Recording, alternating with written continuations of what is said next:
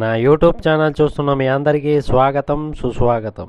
శనివారం రోజు ఆంజనేయ స్వామి యొక్క అత్యంత శక్తివంతమైన మహామంత్రాన్ని ఈరోజు పారాయించారు.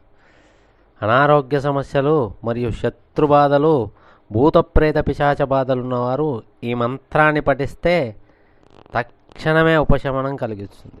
ఈ మంత్ర ప్రభావంతో భూతప్రేత పిశాచాదులన్నీ మాయమైపోతాయి. అలాగే శత్రువులు మిమ్మల్ని బాధించరు. అనారోగ్య సమస్యలంటూ ఏవి ఉండకుండా ఉంటుంది. ఆంజనేయుడు సదా రక్షిస్తూ ఉంటాడు. ఓం హం హనుమతే సర్వరోగ నివారణాయ భూతప్రేత పిశాచ బాధా నివారణాయ ఆంజనేయాయ నమః. ఓం హం హనుమతే సర్వరోగ నివారణాయ భూతప్రేత పిశాచ బాధా నివారణాయ ఆంజనేయాయ నమః. ఓం హం హనుమతే సర్వరోగ నివారణాయ భూతప్రేత పిశాచ బాధా నివారణాయ ఆంజనేయాయ నమః. ఓం హం హనుమతే సర్వరోగ నివారణాయ భూతప్రేత పిశాచ బాధా నివారణాయ ఆంజనేయాయ నమః. ఓం హం హనుమతే సర్వరోగ నివారణాయ భూతప్రేత పిశాచ బాధా నివారణాయ ఆంజనేయాయ నమః. ఓం హం హనుమతే సర్వరోగ నివారణాయ భూతప్రేత పిశాచ బాధా నివారణాయ ఆంజనేయాయ నమః. ఓం హం హనుమతే సర్వరోగ నివారణాయ భూతప్రేత పిశాచ బాధా నివారణాయ ఆంజనేయాయ నమః. ఓం హం హనుమతే సర్వరోగ నివారణాయ భూతప్రేత పిశాచ బాధా నివారణాయ ఆంజనేయాయ నమః. ఓం హం హనుమతే సర్వరోగ నివారణాయ భూతప్రేత పిశాచ బాధా నివారణాయ ఆంజనేయాయ నమః. ఓం హం హనుమతే సర్వరోగ నివారణాయ భూతప్రేత పిశాచ బాధా నివారణాయ ఆంజనేయాయ నమః. ఓం హం హనుమతే సర్వరోగ నివారణాయ భూతప్రేత పిశాచ బాధా నివారణాయ ఆంజనేయాయ నమః. ఓం హం హనుమతే సర్వరోగ నివారణాయ భూతప్రేత పిశాచ బాధా నివారణాయ ఆంజనేయాయ నమః. ఓం హం హనుమతే సర్వరోగ నివారణాయ భూతప్రేత పిశాచ బాధా నివారణాయ ఆంజనేయాయ నమః. ఓం హం హనుమతే సర్వరోగ నివారణాయ భూతప్రేత పిశాచ బాధా నివారణాయ ఆంజనేయాయ నమః. ఓం హం హనుమతే సర్వరోగ నివారణాయ భూతప్రేత పిశాచ బాధా నివారణాయ ఆంజనేయాయ నమః.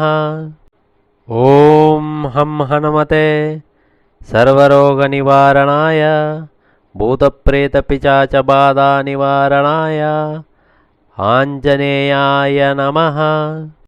ఓం హం హనుమతే సర్వరోగ నివారణాయ భూతప్రేత పిశాచ బాధా నివారణాయ ఆంజనేయాయ నమః. ఓం హం హనుమతే సర్వరోగ నివారణాయ భూతప్రేత పిశాచ బాధా నివారణాయ ఆంజనేయాయ నమః. ఓం హం హనుమతే సర్వరోగ నివారణాయ భూతప్రేత పిశాచ బాధా నివారణాయ ఆంజనేయాయ నమః. ఓం హం హనుమతే సర్వరోగ నివారణాయ భూతప్రేత పిశాచ బాధా నివారణాయ आञ्जनेयाय नमः। ॐ हं हनुमते सर्वरोगनिवारणाय भूतप्रेतपिशाचबाधानिवारणाय आञ्जनेयाय नमः। ॐ हं हनुमते सर्वरोगनिवारणाय भूतप्रेतपिशाचबाधानिवारणाय आञ्जनेयाय नमः। ॐ हं हनुमते सर्वरोगनिवारणाय भूतप्रेतपिशाचबाधानिवारणाय आञ्जनेयाय नमः।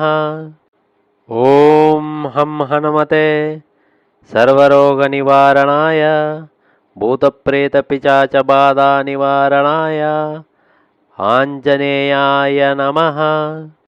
ॐ हं हनुमते सर्वरोगनिवारणाय भूतप्रेतपिशाचबाधानिवारणाय आञ्जनेयाय नमः।